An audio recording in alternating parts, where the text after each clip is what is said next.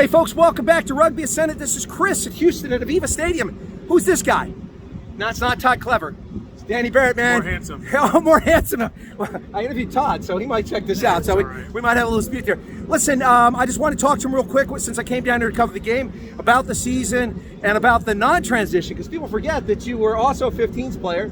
And not just a sevens player, but a lot of people know Danny, of course, from sevens, and they think he transitioned to 15s. But if you watch the Eagles, you know he played with the Eagles in 15s, and he played sevens. Of course, a rock star in sevens. Look, I don't mean to be a fanboy, man. I'm telling you, we were just talking about your wrist when you were in Vegas and you broke that thing. I was right in front of the pitch watching that play, and I mean, what was that like for you? I mean, you just seem like you're a determined guy. That's always how you play. Yeah, I mean, that's kind of all it is, right? I'm here to do a job. I'm lucky enough, one of the few in the country to get paid to play rugby. And, that's what I was doing. I was just doing my job, what was required of me, what was required of the team to help us win. And, in the end, that's what happened. Well, that was a game when I said to myself, that's a guy I need in the Army. That kind of grit and determination. I mean, it's just a flesh wound. But you came out after that because you were out for a while. But so sevens, when I came back from Africa, I tried to contact the local sevens club to help them raise some money and maybe coach, because I've done coaching in rugby, and they said, we'd like you to play sevens. And I said, you do know that I'm 50, right? that's not a game for a 50-year-old. Yeah. Maybe 15s, but not sevens. So for you, what's the biggest difference between sevens and 15s other than the speed? The biggest thing is the lack of space. Yeah. Sevens, obviously, 7 on the field, 15 on the field. The other one's the speed. I mean, you got guys like Carlin and Perry, Maka Anufe, Madison Hughes, Steve Thomasine. I mean, those guys are all incredibly fast. And, I'm somewhat fleet of foot, I would hope. But playing with those guys, you definitely feel slow. You're definitely a lot slower than, the Dan Nortons and the Tom Bowens, those guys of the world. But yeah, for me, it's the speed of the game, the speed of the players, and then the length. I remember playing my first 80 minutes I played against Dallas. And I remember asking the referee, I think it was the 65th minute or something. Is it over yet? It's like, man, I didn't realize it was this long. It's so freaking long. But no, those are probably the big things for me. Length, contact's also a big one. Sevens, I'm pretty good at running into people. 15s, I'd rather run around you now, because I might be a bit faster here. And in sevens, a lot of the guys are out there because they're fleet of foot. So they may be able to hit, but they're all not all built the same way that you are. So yeah, definitely. Oftentimes an advantage here. You're coming up against a lot of oaks that kind of the same size. Yeah, very much so. I mean, same size. I'm probably one of the smaller guys now. We imagine that. We play against guys. I was fortunate enough to play with Samu Manoa. Played at the same club as me. Played with him with the national team. He's a monster. Yeah, he's just an absolute monster. Great guy, absolute monster. But you're on a team now with a number of Eagles. You got Leota on here. You've got Christian Dwyer. You got yourself, or Dryer. You got yourself on here. So I think Stefan's on this team too, isn't he? Marty's up in Seattle. Oh, Seattle. Maka Anufe's here as well. Maka Anufe's here. So you got at least 4 Eagles on the team. Yeah, so Cece Mahoney. There's quite a few of us actually. So you've got that mix. Plus, this team is kind of like Atlanta was last year. Half the team seems to be South Africans, and funny. I'm not sure what that's all about, Hennekemeyer. But so you've got quite a mix. But it's not just that. I saw some folks from around the world. I think there might be a Kiwi or two on the team, and someone from the UK, and a few other places. I mean, a French player, if I'm not mistaken. So you've got kind of a diverse mix. Does that make a difference for the team being competitive this season? I think it does. I think the biggest thing that it changes is the culture. And I absolutely love the South African rugby culture and what they kind of stand for and how they carry themselves. Very tough up front. We're going to beat the hell out of each other, but at the end of the game, no matter the score line, it's a handshake, a look in the eye, and that was a hell of a battle. And I think that's what Heineke and Coach Pote tried to bring in, was this culture of we're going to beat the hell out of you, but we're going to have fun doing it, and we're going to respect you for it. The Argentinian boys we have on the squad, those are some of the meanest guys in the front row, and we're lucky enough to have an entire front row of them. You don't want to go up against them in that part of the game. I mean, that's what they do. They're born to do it. So bringing all that together with a good American flair. I think Robbie's our only Canadian boy, raised in England. Zach Short is our local Kiwi, born in the States. So yeah, we have a little bit of everything, and it's just meshed really well.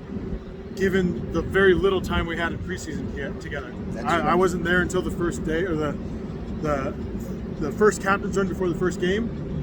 The South African boys didn't get in until 10 days before that. So for us to be able to come together in such a short amount of time, especially to go on and beat LA like we did, and then have the season that we're having now, is a testament to the culture of the team more so than anything. Well, it's funny you mentioned that. Well, it's not funny. It's just factual that you mentioned that. But that's really the thing about rugby. You know, I tell people who aren't familiar with the game. Of course, we're still trying to build it here in the States, and a lot of my audience is in South Africa, so they'll find this interesting. But they know this story, but a lot of Americans don't get it.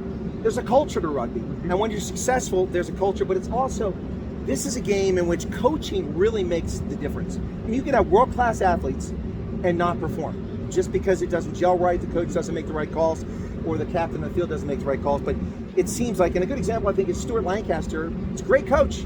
England crashed out of the 2015 World Cup. And then Eddie Jones comes along to win 18 straight games, almost the same team. It's just amazing what the change in culture can do, and coaching. And I guess that's really what's played out here this season, because Sabercats have looked tough this season. Yeah, I mean, definitely. Like I said, it's really a culture thing. You know, we had 4 or 5 guys stick around from previous years. So for them, just the coaching staff, just to build our culture, and want to be around each other. Like, you want to hang out, you want to go have a beer with the guys after training. It's something different. Like, I haven't played sevens for so long. You live, eat, breathe, sleep with these guys. Like, you're around each other all the time. Yeah.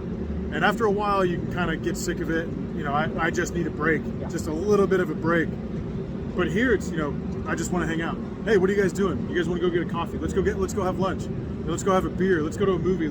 Something. And that's a testament to the coaching staff, because if you enjoy the people that you're with, you work hard for them. If you work hard for them, good things come. Brilliant.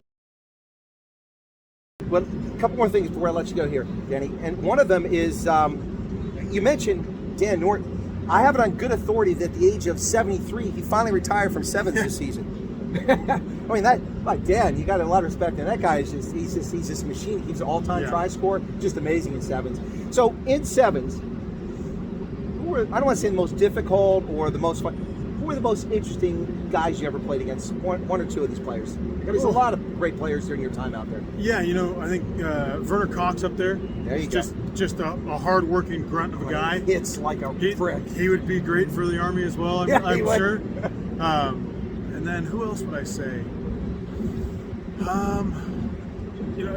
It's probably the majority of the South African boys. Like I said, they have such a hard-nosed culture. We're going to come in, we're going to grind things out. And it's next man up. Yeah, we're going to back this guy, that guy, and Neil Pallett's got the next guy. Yeah, we're going to back our defense, and no matter what happens, we're going to be in it. And I think they just missed out on the quarterfinal. I think it was in Toulouse for the first time in almost 10 years. Yeah. I mean, then they missed out in London too. It was disappointing. I'm a Blitzbach fan, so truth be told. Yeah, but I mean, they'll be all right. Oh, they'll definitely be all right. And the last two questions I want to get to you here. One is that sevens has got a change going on now. You're away from that game for now. You're in the 15s, and you're doing quite well here. But sevens seems to be a change in the guard. Neil Pallett's going to move on from the Blitzbach. Mm-hmm. We don't know if Mike Friday's going to hang around with the Eagles. I mean, that's no big question. I'm not speculating. Just saying he's been there a long time, and I think his contract's coming up. So we don't know. I mean, it's been amazing with Mike Friday there.